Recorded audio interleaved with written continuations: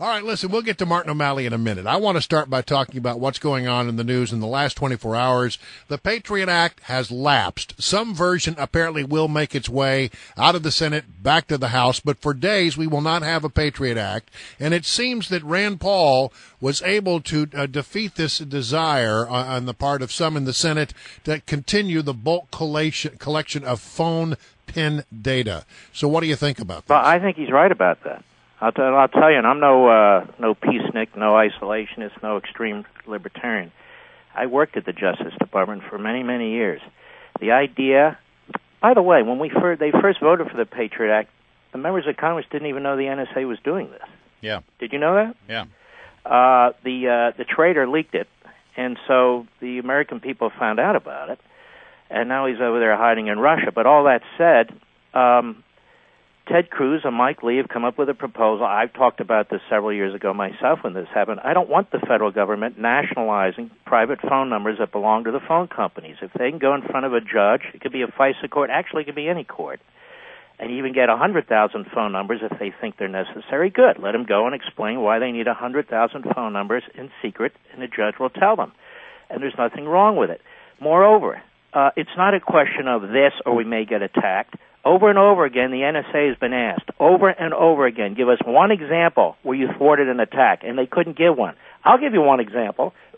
Fort Hood, where we knew he had an Islamo-Nazi, where they wouldn't do anything, they didn't need his phone numbers, and he slaughtered more than a dozen people. I'll give you another example.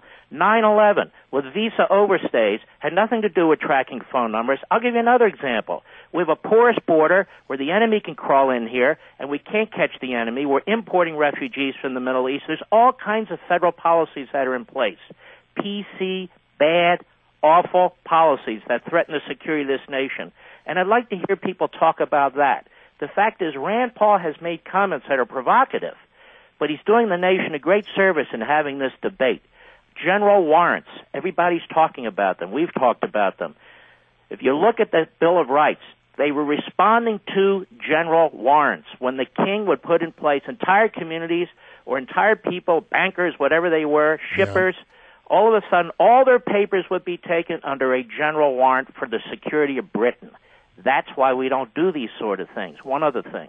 I have less of a problem with roving wiretaps where you're really following the potential perp. That doesn't bother me as much because you're following an individual, right, not phone number. Also, this so-called lone wolf stuff, that doesn't bother me as much because, again, you're following an individual who may be dangerous. But this, let me tell you something. Do you guys really think this dysfunctional, incompetent, ineffective bureaucracy even knows what it's doing with tens of millions, hundreds of millions of phone numbers? No. They don't. What the hell's the point of this? Of course, and this is what drives me crazy about this, Mark. You just mentioned the border.